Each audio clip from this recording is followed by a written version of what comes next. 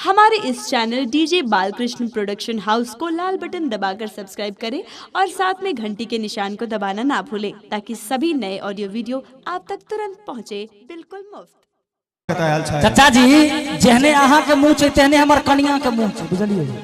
लेकिन एक अंतर जे छै हम एखन गौर केलहुँ हन, बुरा नहीं मानबे सर। देखियो मोछ 3-4 रंग के होय छै। एगो रावण के मोछ देखने हेबै, एना रहै छै एगो जेमे दुनू का से एक एगो बाल्टीन अहाँ सब तंग सकै छी। एगो झुकंत मोछ होय छै, एगो जे नहीं होय छै जे हमरा नहीं है। लेकिन सर के मोछ के लेल एक बार कनी जोरदार थप्पड़ी बजबा के चाहिए कि वो जवान जवान क्या जिसके अंदर जोश ना हो। लेकिन आई कल यूरिया डीएपी तत्ते पोटास पड़े छै गहूं में, सब जोश कम भेल जाय छै। लेकिन तैयो कि वो जवान जवान क्या जिसके अंदर जोश ना हो, और वो मर्द मर्द क्या जिसके पास आपके जैसा मूछ ना हो। एक बार जोरदार थप्पड़ी बजवा के चाहिए। जहने अहाँ के मूछ तेहने हमर कन्या के मूछ सर। लेकिन एक अंतर छे कि अहाँ के इतनी गो मूछ है, हमरा कन्या के एक हाथ के मूछ। जखन चाह पीबै छै त मूछ में दहाइत रहे।